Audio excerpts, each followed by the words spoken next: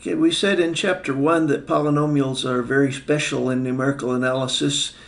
They're special because you can easily differentiate and integrate them, and they're special because you can easily evaluate them. Polynomials involve integer powers of x, and that means you can calculate them with just add, subtract, multiply, and divide. And whereas trig functions, logs, exponentials, and so forth, you can't evaluate them directly on the computer. You have to approximate them by polynomials or rational functions that you can actually evaluate. So in Chapter 1, we talked about Taylor polynomials. That's one way of approximating a function. The Taylor polynomial is a polynomial that interpolates to f and f prime and f double prime up through f sub n at one point. And you can use that to approximate f and do things you want to do to f that you can't do to f due to the polynomial. Well, in Chapter 4, we're mainly talking about a different kind of polynomial that's not a Taylor polynomial, but it still is designed to approximate a function, except that we interpolate at only one time at n plus 1 different points instead of n plus 1 times at one point like the Taylor polynomial. So for example, let's say we want a polynomial of degree 2 that interpolates to 3 given points, y0, y1, and y2. That could be some function of t0, function of f of t1, f of t2, or they can just be some numbers. So a polynomial degree 2 has 3 coefficients, so we should be able to make it fit through 3 points.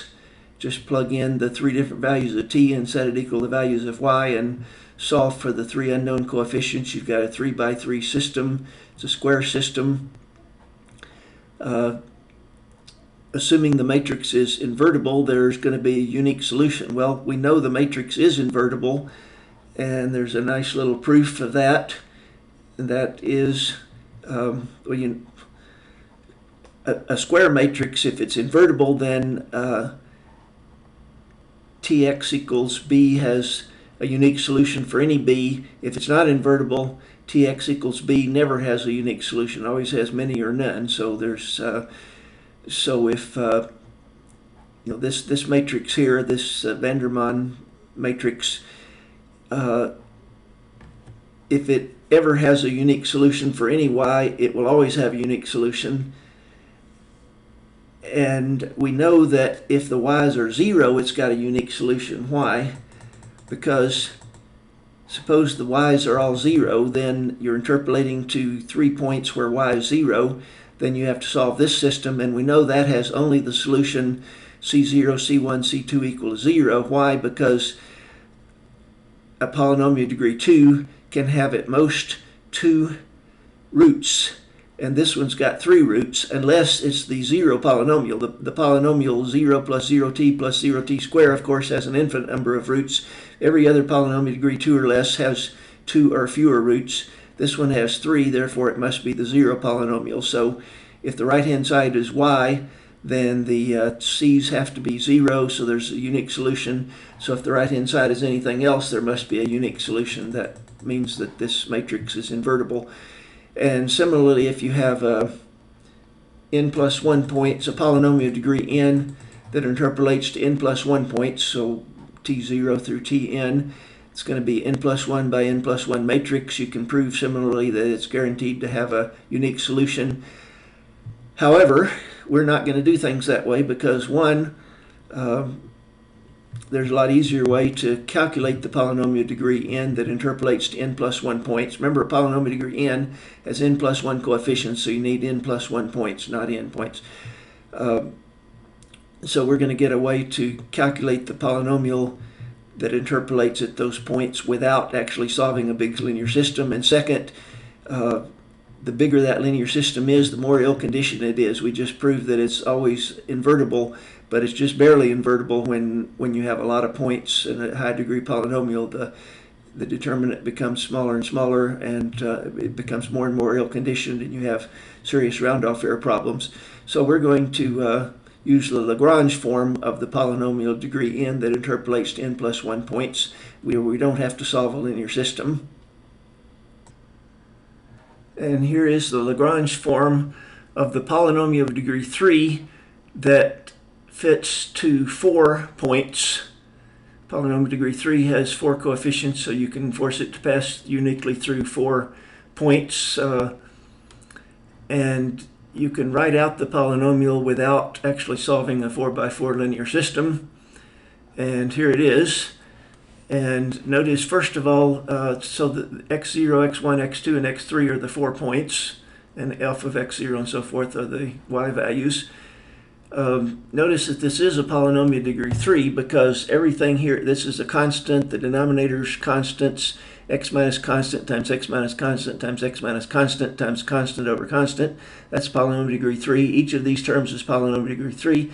You add them up and you get a polynomial of degree 3, and when I say polynomial of degree 3, I usually mean 3 or less. The leading coefficient might cancel out, but we allow for the possibility that x cubed is a 0 coefficient, but polynomial of degree 3 or less. And does it pass through those points? Well, it's rigged so that it will. You see, when x is x0, all of the points except the first one have an x minus x0 in the numerator. So they'll all disappear when you plug in x equals x0. When you plug in x equals x0 in this one, the numerator denominator just cancel. The denominator is just sitting there waiting to cancel off x minus x0 minus x1, x0 minus x2, so forth.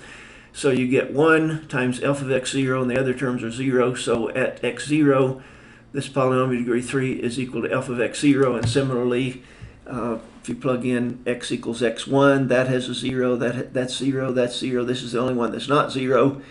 And the numerator denominator equals, so you get 1 times f of x1. So see, the first term, the x0 term, has x minus everything except x0 over x0 minus everything except x0. And the second term is x minus everything except x1. You skip x minus x1. And then down here you have x1 minus everything except x1 and so forth. So that's the way to write a polynomial of degree 3 that passes through 4 given points without solving a 4x4 system.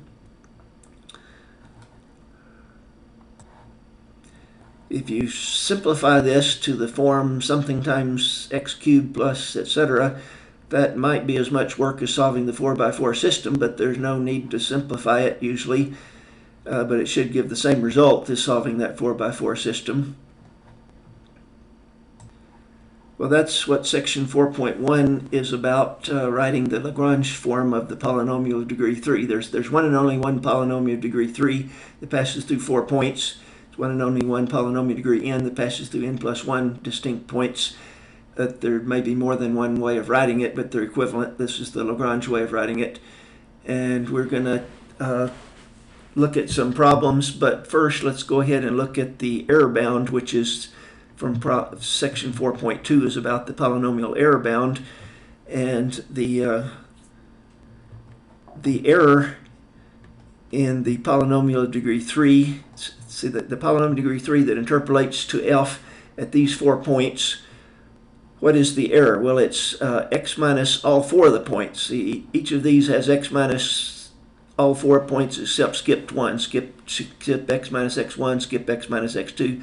The error bound has all 4 of them, divided by 4 factorial times the 4th derivative of f at some point, which we'll talk about where that point is in a minute, but that should look a lot like the Taylor error bound.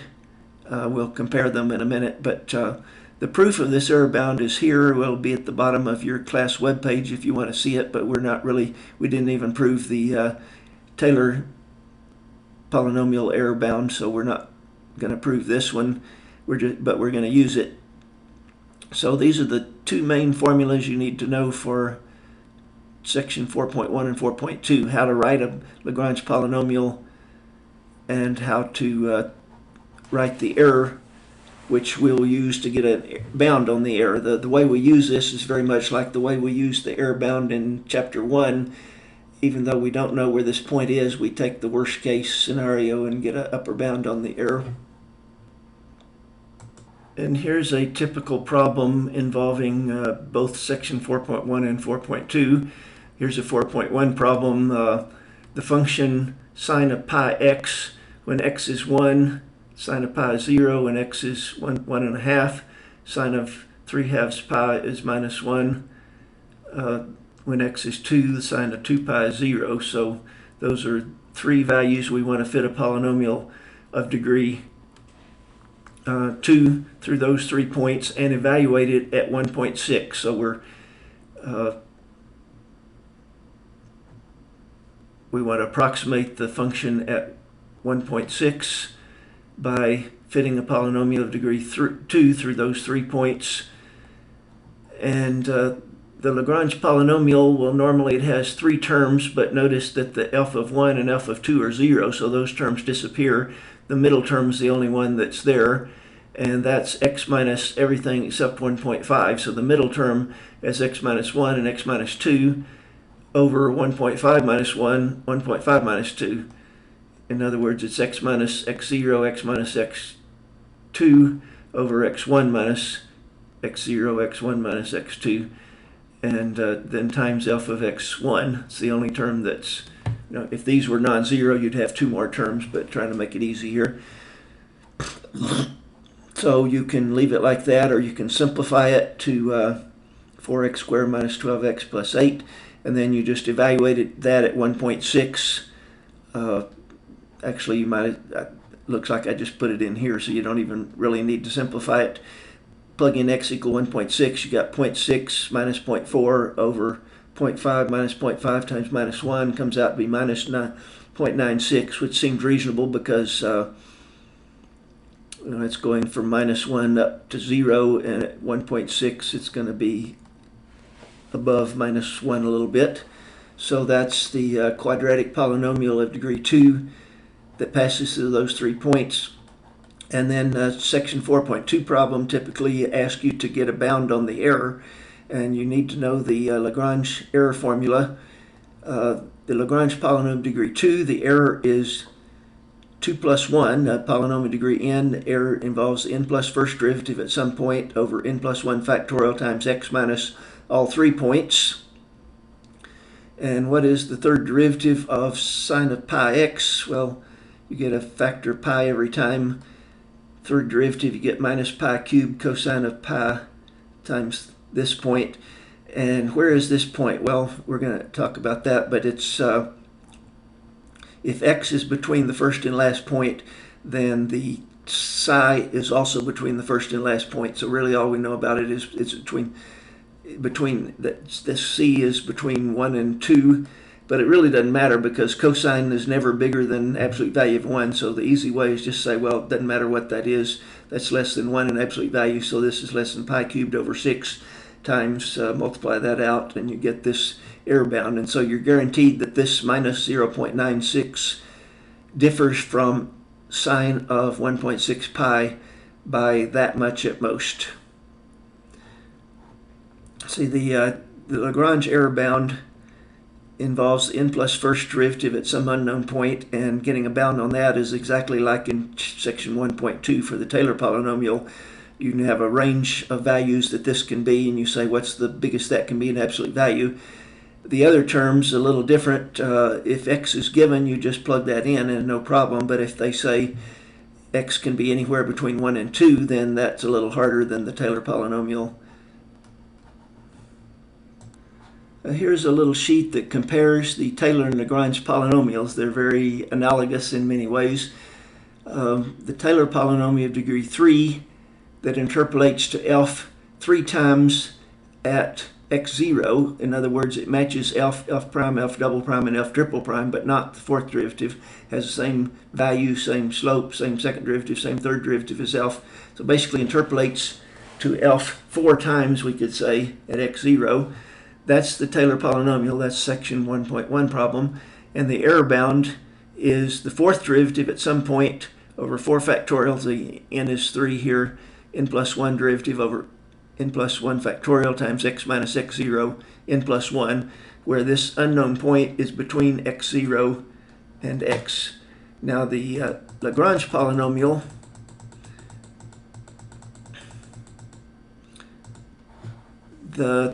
you can write it out just like the Taylor polynomial. It's a little messier, but notice that the Lagrange polynomial degree 3 matches f 1 time, in other words only the value, not the derivatives, one time at 4 points. Polynomial degree 3 has 4 unknown coefficients. Taylor polynomial determines those 4 coefficients by requiring that it interpolate to f, f prime, f double prime, and f triple prime at 1 point. Lagrange polynomial degree 3 determines those 4 coefficients by requiring that it match f, but not f prime, at 4 different points. And in both cases, you can write the solution out without actually solving a 4x4 system. But the interesting thing is the error bound looks so much like the Taylor error bound for polynomial degree n. It involves also the n plus first derivative at some point over n plus 1 factorial and x minus all n plus 1 points. And where is this unknown point? Well, if x is between the first and last points, which it usually is, then so is c. That's really all we need to know. We're usually not interested in the error outside of the range of interpolation, assuming x is some point in here. Notice that if x is equal to x0 or x1 or x2 or x3, then the error is 0, of course. So we're using this mainly to find the error between points. So at some point in between points, you plug in that value of x and get a bound on the fourth derivative, and that may be easy or may be hard, but it's the same as in chapter 1. You just say that c is between the first and last point, and what's the biggest that can be in absolute value. So the Taylor polynomial error bound involves x minus x0 4 times, basically. So when x is close to x0, it's really small, but when x is far away, it's really large. The Lagrange error is spread out more. It's 0 at 4 different points, and it's not as small near the points, but it's not as big away from the points. So it's kind of what you'd expect since the error has to be 0 at those 4 points. Okay, let's do some experiments and do some graphs here to see how well polynomial interpolation does. And I've got a little routine here called test Lagrange. You pass it the name of the function that you're trying to interpolate to and the first and last points and how many points total from A to B. So let's try it first with exp function.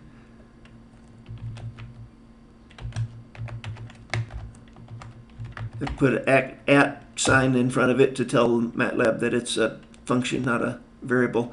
Let's take exp from 0 to 1, and let's do 10 points.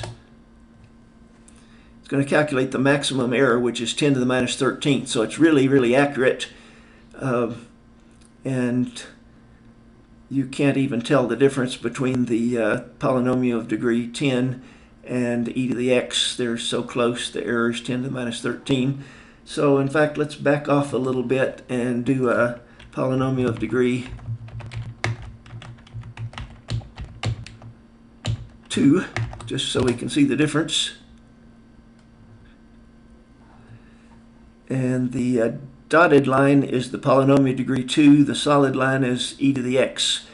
And they're still pretty good. The error is 0.01. Maximum error between 0 and 1 is 0.01. So it seems to be doing very well for e to the x. Let's try even higher degree polynomial.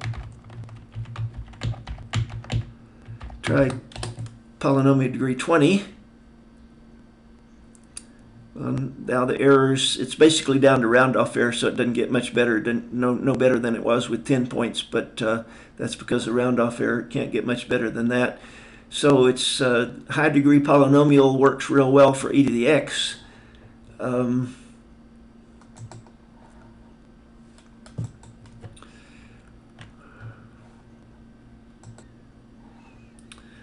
if you think about it, it's not surprising that for e to the x that the error is small. High degree polynomial is a very good approximation because the so this, if you take a higher and higher degree polynomial, this is the n plus first derivative and x minus n plus 1 points between 0 and 1 over n plus 1 factorial. What happens when n gets real large? Well, the n plus first derivative of e to the x is still e to the x, so it doesn't get that big. The n plus 1 factorial is huge when n is large, and everything in the numerator is less than 1 because x is between 0 and 1, and each of these points is between 0 and 1, so the difference between x and any of the points is less than 1, so each term in the numerator is less than 1, so it's 1 over n plus 1 factorial times e to the 1 is the largest. So as n goes to infinity, it's not surprising that it gets better and better. On the other hand, what if we have, instead of e to the x, what if we use, say, cosine of 3x? Then the more derivatives you take, every time you take a derivative, you get a factor of 3. So the n plus first derivative is like 3 to the n plus 1 times cosine of something. The cosine is less than 1, but you've got this factor of 3 to the n plus 1 over n plus 1 factorial. And then these, well, they'll all be less than, each term will be less than b minus a. But the n plus 1 factorial still dominates. This is, even if the interval is bigger than 1, this is less than b minus a to the n plus first power. This is less than 3 to the n plus 1. And the n plus 1 factorial beats that. So we would expect that with a function like cosine of 3x, even though the derivatives do get bigger with n, that it's still going to get better and better accuracy when you go higher and higher degree polynomials. So let's try that. So I've written a little function cos 3, which is just cosine of 3x. And let's try fitting a polynomial of high degree, well, let's start with lower degree, at cos3 function between, let's say 0 and pi, and let's just take 5 points between 0 and pi, see how that does. Well, it's not too bad. The dotted line is the polynomial, the solid line is cosine of 3x. Let's try a higher degree polynomial.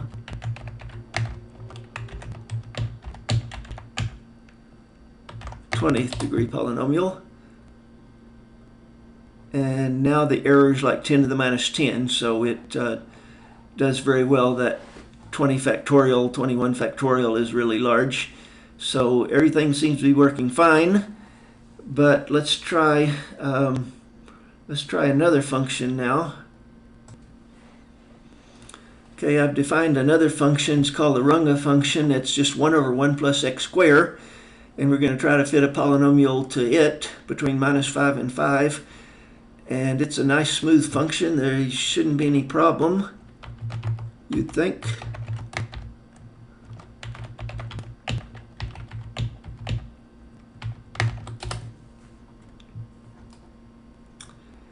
Well, this is only polynomial degree 5 that interpolates at 6 points. Solid line is 1 over 1 plus x squared, which is a nice, well-behaved function. So maybe we just need more higher degree polynomial. So let's try, the error is 0.43, the maximum error is 0.43.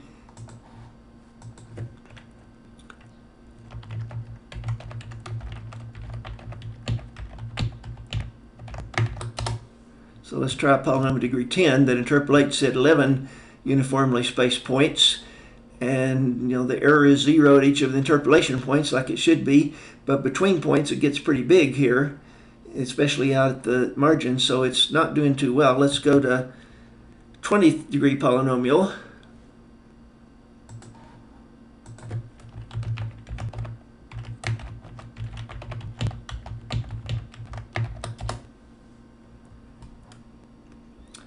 And now the error is 60. It's terrible. It's all the worst errors out here in the near the minus 5 and 5, but it's doing very, very badly. And if you go even higher polynomial, it gets even worse. You'd think, well, if you put enough points, interpolation points in there, how bad can it get between two close points? And the fact is, it can get really, really bad.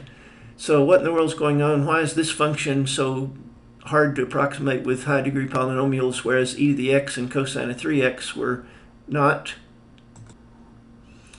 Well, look at the error bound again, and this is for n equals to 3, but in general n, this is the n plus first derivative, n plus 1 factorial, and this is x minus each of the n plus 1 points. So Each of these is less than 10 because the first point to the last point is 10 minus 5 to 5. So this is less than 10 to the n plus 1 over n plus 1 factorial. Well, 10 to the n plus 1 is pretty big, but n plus 1 factorial grows a lot faster than 10 to the n plus 1. So that whole thing is going to 0 with n. So the problem must be the n plus first derivative of f must be getting real large. And that's not obvious because that function is a nice innocent looking function, 1 over 1 plus x squared. First derivatives certainly don't look big. Second derivatives don't look that big either. But the n plus first derivatives, I don't know what they look like. Apparently they're pretty big. Anyway, the point is that this is not that unusual a case here. For a lot of functions, even reasonable looking functions, high degree polynomial interpolation can do terribly.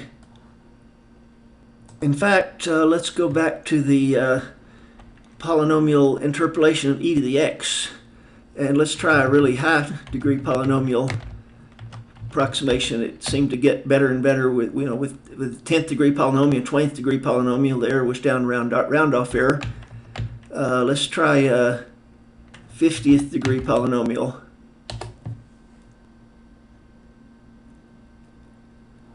Well, should have tried a little harder. That's 10 to the minus 4. That's a lot bigger than it was with 20th degree, but let me try a polynomial degree 80.